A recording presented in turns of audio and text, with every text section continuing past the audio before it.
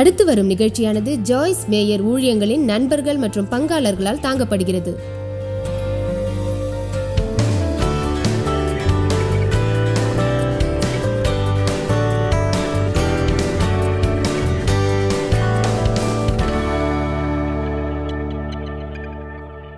நீங்கள் எப்போதும் சமாதானத்தை நாட வேண்டும்.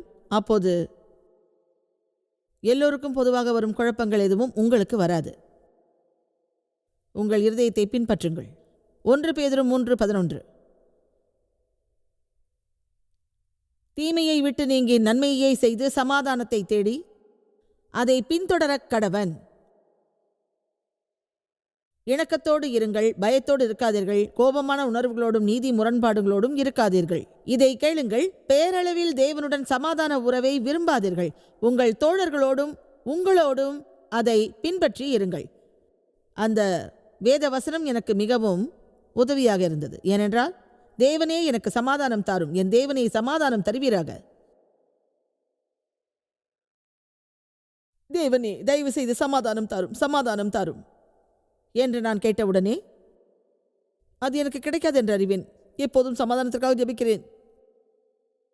இருந்தாலும் நான் சமாதானத்தை உணரவில்லை. உங்கள் கண்கள் திறப்பதற்காக நான் ஜெபிக்கிறேன். அப்பொழுது உங்களுக்கு போதுமான அளவு சமாதானம் உள்ளதை உங்கள் இருதயம் உணரும். ஆனால் அவர் அதை செய்ய வழிவிடுங்கள்.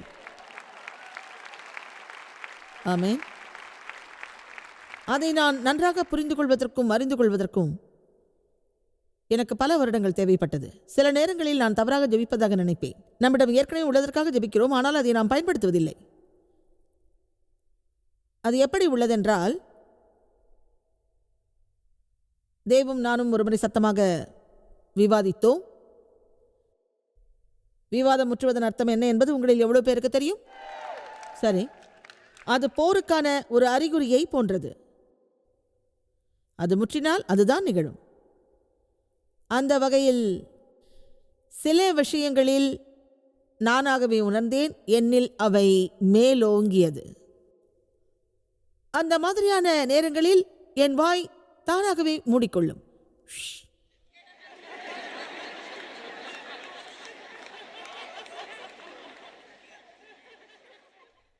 அதற்கு 4 CD தொடர் தேவையில்லை. தேவன் என் வாயை மூடச் சொன்னது எனக்கு தெரியும்.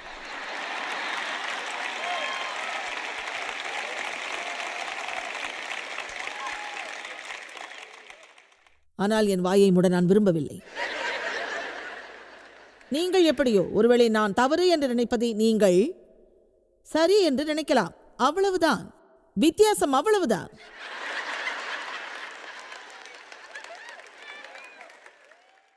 என்னை பற்றி ஒரு விஷயம் சொல்கிறேன். அது என்னை மிகவும் சிந்திக்க வைத்தது. சமாதானத்தை நான் மிக அதிகமாக விரும்பினேன். எல்லா சூழ்நிலையிலும் இனிமையாக வாழ விரும்பினேன்.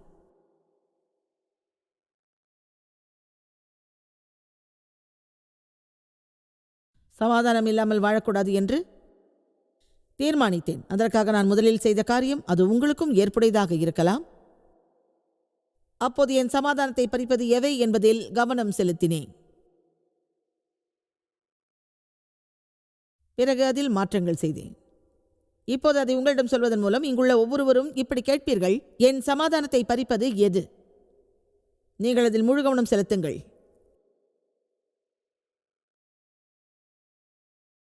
ஒரு பட்டியலை தயார் செய்யுங்கள். அந்த பட்டியலில் உங்கள் சமாதானத்தை பறிப்பது எவை என்று எழுதுங்கள். அதன் பிறகு அவை எல்லாவற்றையும் பிசாசு அறிந்திருப்பதை நீங்கள் உணர்வீர்கள். அதை பற்றி அடிக்கடி நான் போதிப்பேன். தேவன் முதலில் குழப்பத்திற்காக உங்களை ஆயத்தம் செய்வார். ஏனென்றால் குழப்பமின்றி சமாதானம் வராது. இது புரிகிறதா? சமாதானமின்றி வல்லமை வராது. இப்போது ஒரு சிறிய கதையை சொல்கிறேன். அதை பற்றி கடந்த வாரம் என் கூட்டத்தில் பேசினேன். அது இப்போதும் என் நினைவில் உள்ளது. அதை மீண்டும் சொல்கிறேன். நான் ஒரு போதனை செய்தேன். என் ஸ்டுடியோவில் அதை ரெக்கார்ட் செய்தேன். பிறகு டெலிவிஷனில் அது வந்தது. அது பற்றி இப்போது சொல்கிறேன். ஒரு சிறிய கூட்டத்தில் விதைப்பது மற்றும் அறுப்பது பற்றி நான் பேசினேன். ஆனால் விதைப்பதிலும் அறுப்பதிலும் உள்ள கஷ்டங்களை பற்றி நான் பேசவில்லை. நமது வாழ்வின் ஒவ்வொரு பகுதியிலும் விதைப்பது மற்றும் அறுப்பது பற்றி நான் பேசிக்கொண்டுதான் வருகிறேன். அது பற்றி நான் பேசும்போது மிக பரவசம் அடைந்தேன். ஏனென்றால் என் வாழ்வில் எந்த அளவிற்கு கட்டுப்பாடு தேவை என்பதை அதில் நான் அறிந்தேன். இன்னொரு விஷயம், எனக்கு அதிக நண்பர்கள் தேவைப்பட்டால் எல்லோரோடும் நான் நட்போடு இருக்க வேண்டும். பிற மக்கள் என்னிடம் கனிவாக இருப்பதை நான் விரும்பினால் முதலில் நான் அவர்களோடு கனிவாக இருக்க வேண்டும். உள்ளபடியே தேவன் நமக்கு வழங்கியுள்ள ஒரு இதமான விஷயம் அது. எனவே நாம் விரும்பியதை பெற நாம் காத்திருக்க வேண்டும். நீர் ஏன் நான் விரும்பியதை தரக்கூடாது? தேவன் சொல்வார், நீ சிலவற்றை முதலில் விதை, பிறகு அவற்றை அறுவடை செய். அதை நான் நேசிக்கிறேன். கருணை காட்டினால் அதை அறுவடை செய்வீர்கள். நீதியை விதைத்தால் நீதியை பெறுவீர்கள். நம் வாழ்வின் எல்லா பகுதியிலும் அது கிரியை செய்யும். பிறருக்கு உதவுங்கள். உங்களுக்கு உதவி தேவைப்படும் போது தேவன் அதை சிலர் மூலம் உங்களுக்கு வழங்குவார். அதை நான் போதித்த பிறகு ஜிஞ்சரும் நானும் அது பற்றி பேசினோம். பிறகு அதை என் வாழ்வில் சோதித்து பார்ப்பதென்று நான் முடிவு செய்தேன். சிலவற்றை தேர்வு செய்து அவற்றை ஒரு காரணத்தோடு விதைத்து அதன் பலனை பெற நான் விரும்பினேன். ஜிஞ்சர் சொன்னாள், நானும் அதையே தான் செய்யப் போகிறேன். அவள் தான் செய்யப்போவதை சொன்னாள். அது அருமையானது. அவள் சிலவற்றை விரும்பினாள், அவற்றை அவள் விதைக்கப் போகிறாள். உள்ளபடியே அப்போது நான் என்ன விரும்புகிறேன் என்பதை நான் அறியவில்லை. உடனே நான் சொன்னேன், நான் ஜெபிக்கப் போகிறேன் என்று. பிறகு நான் ஜெபிக்கத் தொடங்கினேன். உண்மையிலேயே எதை நான் விரும்புகிறேன் என்று ஒரு விஷயம் உங்களிடம் நான் சொல்கிறேன். உள்ளபடியே மத ரீதியாக அதை நான் அணுகவில்லை. அதை என் வாழ்வில் நான் விரும்பினேன். தேவனின் வல்லமை என் வாழ்வில் இருக்க விரும்பினேன். சுவிசேஷத்தை போதித்து அதன் மூலம் மக்களை விடுவிக்க விரும்பினேன். அவர்களுக்கு சுகமளிக்கவும், அவர்களை விடுதலை பெறவும், காப்பாற்றப்படவும், பரிசுத்த ஆவியால் நிரப்பப்படவும் விரும்பினேன். நான் விரும்பிய எல்லாவற்றையும் நான் அடைந்து விட்டேன். அதே சமயம் நான் தான் செயின்ட் ஜாய்ஸ் என்று என்னை நான் முன்னிலைப்படுத்தவில்லை. ஏனென்றால் என் வாழ்வில் அதற்கான நேரம் இது அல்ல. நான் முதுமையை அடைந்து விட்டேன். எனவே இனிமேல் எனக்கு எந்த தேவையும் இல்லை. இப்போது என் போதனையை தொடர விரும்புகிறேன். அதனால் ஏற்படும் பலன்களை சார்ந்திருக்க நான் விரும்புகின்றேன். ஆக அதற்கு காத்திருக்கிறேன். மக்கள் என்னிடம் இப்படி சொல்ல வேண்டும், உங்கள் நற்செய்தி என் வாழ்வை மாற்றியது. மக்கள் என்னிடம் இப்படி சொல்ல வேண்டும், என் உடம்பில் ஒரு கட்டி இருந்தது, உங்கள் நற்செய்தியை கேட்டதும் அது மறைந்தது. தேவனின் வார்த்தையில் சுகமளிப்பதற்கான வல்லமை இருப்பதை நான் விசுவாசிக்கிறேன். எனவே அவர் சுகமளிப்பதை நாம் எல்லோரும் பெற விரும்புகிறேன். தேவன் தமது வார்த்தை மூலம் அவர்களை சுகப்படுத்தி குழியிலிருந்தும் அழிவிலிருந்தும் அவர்களை விடுவித்தார். தேவனுக்காக நான் நேரம் செலவிடும்போது அவரிடம் கேட்பேன், இதுதான் என் விருப்பம், எனக்கு மேலும் வல்லமை தேவை. பிறகு தேவன் என்னிடம் பேசிய போது, நீ அதிக சமாதானத்தை விதைத்திடு என்றார். உடனே ஒரு நாளில் ஒரு புதிய சூழ்நிலையை நான் உணர்ந்தேன். அப்படிப்பட்ட உணர்வு நம் எல்லோர் வாழ்விலும் வரும். நான் சில ஃபர்னிச்சர் வாங்கிய ஒரு கடையில், அது விலை உயர்ந்ததாக இருந்தால் அவைகள் மீது விரிப்பதற்கான விரிப்பை ஆர்டர் செய்தேன். 8 கஜம் கேட்டேன். எல்லோரும் சொல்லுங்கள் 8 கஜம். ஆனால் அதை அவர்கள் வழங்கிய போது அது 6.5 கஜமாக இருந்தது. அது 7 அல்லது 9 இருந்திருக்கலாம். ஆனால் அதன் நீளத்தை 6.5 கஜம் என்று கம்ப்யூட்டரில் பதிவு செய்தார்கள். உடனே நான் சத்தம் போட்டு சொன்னேன், அதை நான் மக்களிடம் சொல்லவில்லை, என் அருகில் இருந்த என் மகளிடம் தான் சொன்னேன். ஏன் இந்த கடையில வேலை செய்யறவங்க நாம் சொல்றத முழுசா காதுல வாங்க மாட்டேங்கிறாங்கன்னு. இங்க யாராவது அப்படி சொல்லி இருக்கிறீர்களா? உடனே அதற்கான பதிலை என் மகள் என்னிடம் சொன்னாள். அதை அவள் மூலமாக தேவன் பேசியதாக நான் உணர்ந்தேன். அவள் என்னிடம் இனிமையாக சொன்னாள், பொதுவா மக்கள் தவறு செய்வாங்கம்மா. ஓஹோ,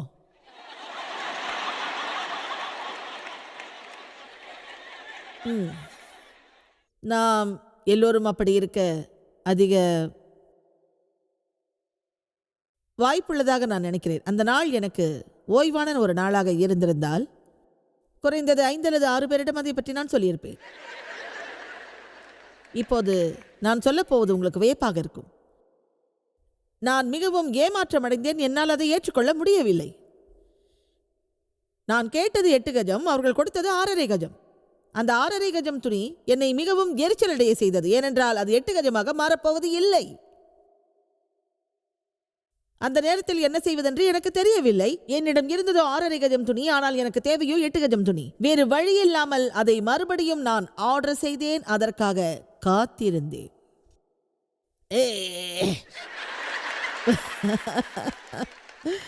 அதன் பிறகு நடந்ததை உங்களுக்கு நான் சொல்கிறேன். ஒரு ஹோட்டலுக்கு சென்று காஃபி சாப்பிட்டேன். அதை வழங்கியவர் நான் மறந்து வைத்திருந்த ஒரு சிறிய பெட்டியை தரையில் வைத்துவிட்டு குட் பை சொன்னார்கள். இதை யாராவது எடுத்துட்டு வரமாட்டீங்களா என்றேன். அவர்கள் சொன்னார்கள், வழக்கமாக நாங்கள் அதை செய்ய மாட்டோம், நீங்கள் அதை செய்யலைன்னா வேறு யார் செய்வாங்க? பிறகு நான் வீட்டுக்கு சென்றேன். என் பெட்டியை ஒரு இடத்துல வைத்தேன். அந்த பெட்டி சிறிது உடைந்திருந்தது. அதை பார்த்த என் மகள், இதை நீங்கள் தான் சரி செய்யணும், இதை எப்படி சரி செய்யறதுன்னு எனக்கு தெரியாது, அது ஒரு சிறிய விஷயம், அதில் எல்லா பாகங்களும் இல்லை, அது நசுங்கியிருந்தது, எனவே தான் அதை அவர்கள் எடுக்க தயங்கினார்கள் என்று நான் நினைத்தேன். அதுதான் அப்போது நடந்தது. சமாதானத்தை விதைத்து வல்லமையை பெறு என்பதை நான் கேட்டபோது அந்த சம்பவம் என் நினைவிற்கு வந்தது. நான் முழு மனதோடு விசுவாசிப்பது என்னவென்றால், இயேசுவின் மனதில் சமாதானம் இருந்ததால் தான் மற்றவர்கள் கண்டு பயந்த கடலை அவரால் மட்டும் அமைதிப்படுத்த முடிந்தது. எனவே நம்மிடம் இல்லாததை நாம் கொடுக்க முடியாது. உண்மை, நம்மிடம் இல்லாத எதையும் நம்மால் கொடுக்க முடியாது. ஒரு விஷயம் உங்களிடம் சொல்கிறேன், எந்த ஒரு சூழ்நிலையிலும் நீங்கள் சமாதானமாக இருந்தால் அல்லது நான் சமாதானமாக இருந்தால் சாத்தான் தன் கட்டுப்பாட்டை இழப்பான். அவன் கட்டுப்பாட்டை முழுவதும் இழப்பான். உடனே நமது கை ஓங்கும். ஏனென்றால் நாம் சமாதானத்தோடு இருந்தால் தேவனிடமிருந்து கேட்போம், பரிசுத்த ஆவியால் வழிநடத்தப்படுவோம், நமக்கு ஞானம் இருக்கும், என்ன செய்வதென்று நாம் அறிவோம். ஆனால் நாம் சஞ்சலப்பட்டால் தவறு மேலும் மோசமாகும். நாம் சமாதானத்தை பறிப்பது எவை? அதில் சிலவற்றை நீங்கள் அறியலாம், அது நிச்சயம். சமாதானத்தை விதைத்து வல்லமையை அறுப்பது பற்றி நான் கூறிய உதாரணம் உங்களுக்கு புரிகிறதா? அதன் அர்த்தம் புரிகிறதா? மற்றவர்களை மகிழ்ச்சியாக வைத்திருக்க வேண்டும் என்பதற்காக எதற்கெடுத்தாலும் ஆம் என்று நான் சொல்ல மாட்டேன், அது என்னை பைத்தியமாக்கும். பிறகு நாம் என்ன செய்வோம் தெரியுமா? அதற்காக வருந்துவோம். உண்மைதான், எதற்காகவும் நாம் வருந்துவோம், ஏனென்றால் அவை நம் வாழ்வை கட்டுப்படுத்தும்.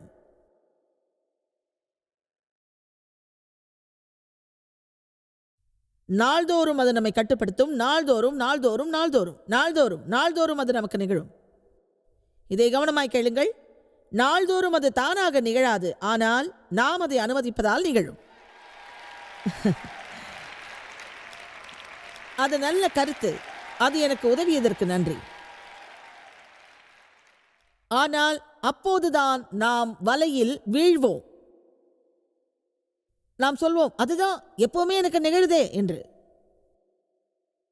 பாஸ்டர் மைக் என்னுடன் சிலவற்றை பகிர்ந்தார். உங்கள் விசுவாசத்தை வளர்க்க அதை நான் சொல்கிறேன். அவர் சொன்னார், இந்த வார இறுதிக்கான கூட்டத்திற்காகவும் என் அறிவுரைக்காகவும் அதை போதிப்பதற்காகவும் நான் தேவனிடம் ஜெபித்தேன் என்று. மேலும் சொன்னார், தேவன் எனக்கு ஒரு சம்பவத்தை காட்டினார். 18 ஆண்டுகளாக கூணியிருந்த ஒரு பெண்ணை பற்றியும் இயேசு அவளை விடுவித்தது பற்றியும் சொன்னார்.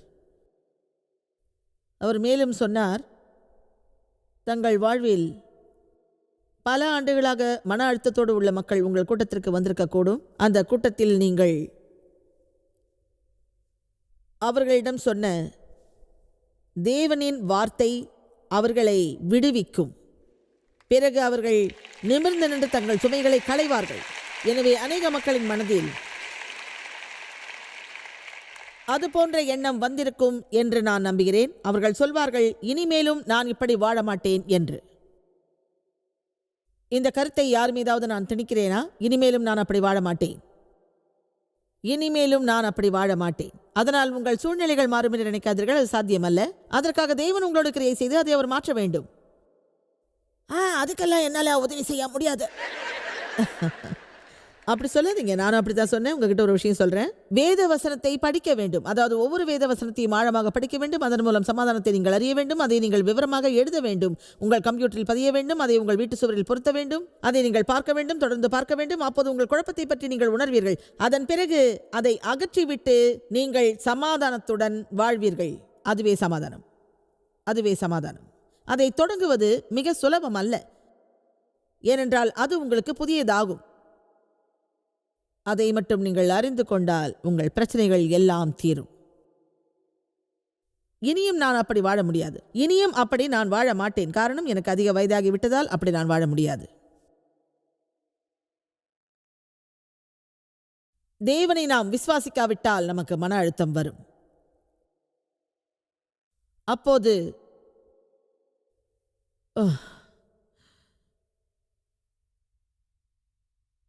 ஒரே சமயத்தில் அநேக விஷயங்கள் நிகழும். பிரச்சனைகளை குழப்புவது மிகவும் சுலபமாகும். மை காட், என் கதையை நீங்கள் கேட்டிருப்பீர்கள். எனக்கு முதலில் தொடங்கிய பிரச்சனை, பிறகு இரவு பயங்கரமானது. இப்போது அந்த பயத்திலிருந்து நான் விடுபட்டு உள்ளேன். எனக்கு தேவையான அளவிற்கு ஒரு உணவை தயாரிக்கிறேன். பிறகு என் மகள் வீட்டுக்கு செல்வேன். அவளிடம் 3 விஷயங்கள் எப்போதும் இருக்கும்: இறைச்சி, சாலட், பீன்ஸ். இதை மட்டும்தான் அவள் சாப்பிடுகிறாளா என்று நினைப்பேன். ஓ, அப்படியா? சில நேரங்களில் அந்த உணவு வகைகள் அவளிடம் அதிகமாக இருக்காது. உடனே நான் கேட்பேன், இது உனக்கு போதும் என்று நினைக்கிறாய் என்று. அவள் சொல்வாள், மம்மி, போனதுதான்.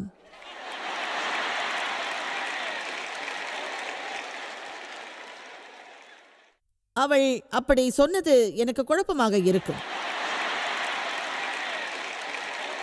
நான் கொண்டு வந்த உணவு போதவில்லையோ என்று கூட யோசிப்பேன். இங்கு உள்ள யாராவது சிலருக்கு அப்படிப்பட்ட போலியான ஒரு எண்ணத்தோடு பொறுப்பும் இருந்துள்ளதா? இயேசு நல்ல கூட்டத்தை தான் வரவழைத்துள்ளார்.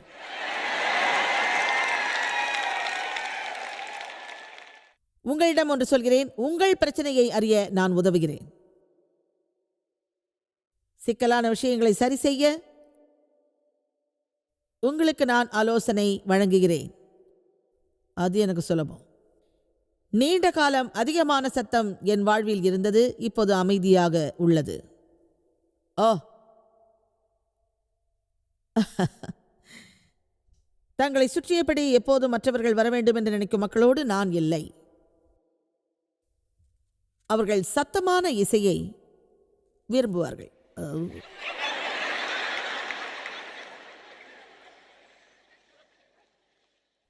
அதிகமாக பேசுவது எனக்கு கவலை தரும். நான் அதிகமாக பேசினால் நான் குழப்பமடைவேன்.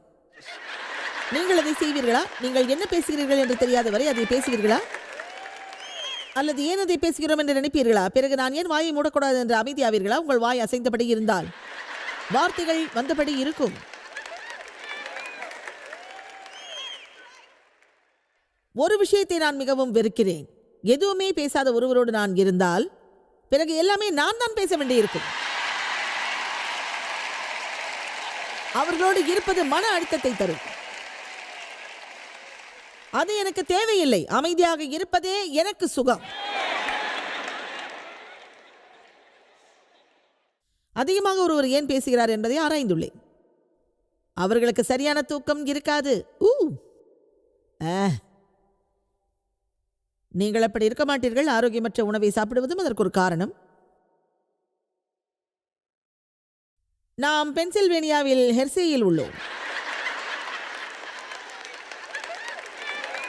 சரி, என்னால் முடிந்தவரை தாய்மார்களுக்கான சிறந்த ஆலோசனையை நான் வழங்குவேன்.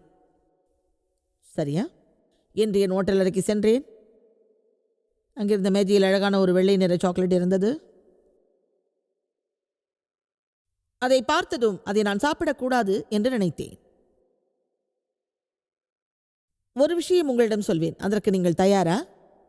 யாராவது உங்களுக்கு முன்னால் ஏதாவது வச்சாங்கன்னா அதை நீங்க சாப்பிட வேண்டியது இல்லை. இப்போது இருப்பதை விட அப்போது நீங்கள் மகிழ்ச்சியாக இருப்பீர்கள். உங்கள் முன்னால் வைக்கப்படும் எல்லாவற்றையும் நீங்கள் சாப்பிடக்கூடாது. நான் ஒரு ஷூ கடைக்கு போனேன். அங்கே அவர்கள் குக்கீஸ் கொடுத்தார்கள். எனக்கு தேவை ஷூஸ். அவர்கள் கொடுத்தது குக்கீஸ்.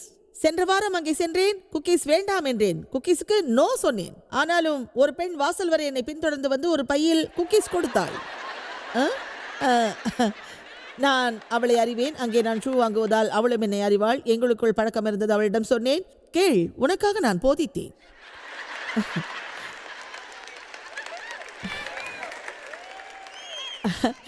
இங்கே நான் வந்தது ஷூஸ் வாங்க, குக்கீஸ் வாங்க அல்ல. அதை தருவதை நிறுத்து.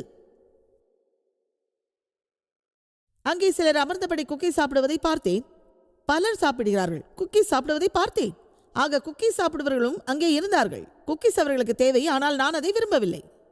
சில எல்லைகளை நீங்கள் வகுத்திடுங்கள். உங்கள் வாழ்வில் சில எல்லைகள் இருக்கட்டும். ஒரு தீர்மானம் எடுங்கள். நீங்கள் செய்ய போவதை முன்கூட்டியே முடிவு செய்யுங்கள். வெளியில் உள்ள எதையும் ஆதிக்கம் செய்ய விடாதீர்கள்.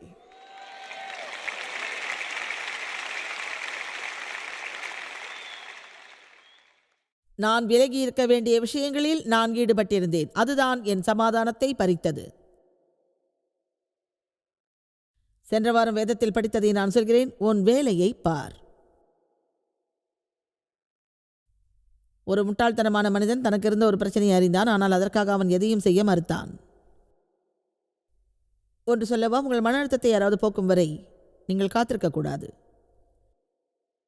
நான் போதிக்கப் போவதை சொன்னதும் அதற்கேற்றபடி நீங்கள் இருந்தீர்கள். அதற்காக உங்களை பாராட்டுகிறேன். அது எனக்கு உற்சாகமாக இருந்தது. எல்லோரும் வெளியே சென்றீர்கள். வா வா.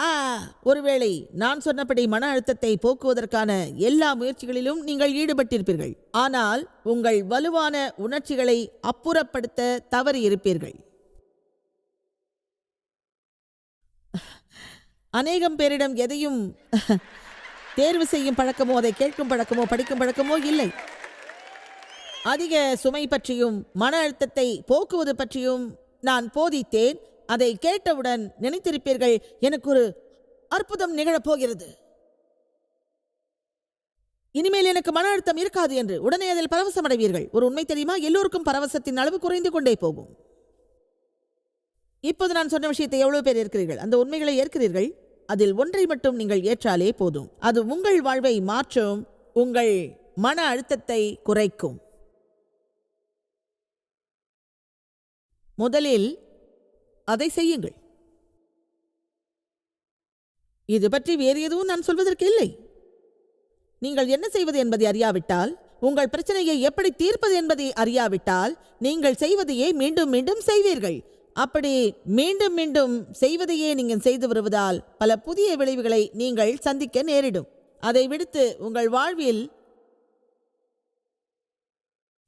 வேறு சில மாற்றங்களை நீங்கள் செய்யாவிட்டால் புதிதாக எதையும் நீங்கள் எதிர்பார்க்க முடியாது. எனவே மன அழுத்தத்தோடு நான் வாழ மாட்டேன், அதை செய்ய மாட்டேன். பல ஆண்டுகளுக்கு முன் நான் ஒரு விஷயத்தை சொன்னேன். உள்ளபடியே 9 வருடங்களுக்கு முன்னால் அதை சொன்னேன். இனிமேலும் இப்படி நான் வாழ முடியாது. இந்த ஊழியத்தில் எனக்கு எந்த மாற்றமும் நிகழவில்லை என்றால் இது தேய்ந்து கொண்டே போகும். முடிவில் இது சிறியதாகும். எங்கள் ஊழியம் மேலும் பெரிதாவதற்கு பதிலாக அது குறைந்து கொண்டே போகும். அப்போது தேவன் எனக்காக ஒரு விடையை வைத்திருந்தார். அதன்படி சில மாற்றங்களை நாங்கள் செய்தோம். எங்கள் 2 பிள்ளைகளை இதில் ஈடுபடுத்தினோம். இப்போது அந்த 2 பிள்ளைகளும் உலகம் முழுவதிலும் உள்ள பிள்ளைகளிடம் சென்று அவர்கள் என்ன செய்ய வேண்டும் என்று அவர்களுக்கு சொல்லுகிறார்கள். எங்கள் 2 பிள்ளைகளும் நாள்தோறும் நான் ஊழியத்தில் செய்ய வேண்டிய காரியங்களை செய்கிறார்கள். நான் செய்ததை விட மேன்மையாக செய்கிறார்கள். ஆனால் நான் செய்ததை அவர்கள் செய்ய மாட்டார்கள். அதை நான் ஆராய்வது கடினம். ஒரு விஷயம் சொல்கிறேன், அதை கவனமாய் கேளுங்கள். நீங்கள் அதை உறுதியோடு சொல்ல வேண்டும். இனியும் நான் இப்படி வாழ மாட்டேன். இந்த வாழ்க்கையை இனிமேலும் நான் வாழ மாட்டேன். பிறகு நீங்கள் செய்ய வேண்டியதை தேவன் உங்களுக்கு சொல்லுவார். அப்போது நீங்கள் இப்படி சொல்ல வேண்டும், நான் இதை செய்வேன் என்று. எனவே நீங்கள் அதிக சுமையோடு மன அழுத்தத்தோடு வாழ வேண்டியதில்லை. நீங்கள் சமாதானமாக இருக்க எந்த ஒரு சவாலையும் நீங்கள் மிகவும் தைரியமாக மேற்கொள்ளலாம். அதற்கான ஒரு வழி, இயேசு ஏற்கனவே உங்களுக்கு வழங்கியுள்ள சமாதானத்தை ஏற்றுக்கொள்ளுங்கள். உங்களிடம் ஏற்கனவே சமாதானம் உள்ளது. அதை நீங்கள் அறிந்து அதை நீங்கள் நாட வேண்டும். யோவான் 14:27 அவர் சொல்கிறார், சமாதானத்தை உங்களுக்கு வைத்து போகிறேன், என்னுடைய சமாதானத்தையே உங்களுக்கு கொடுக்கிறேன்.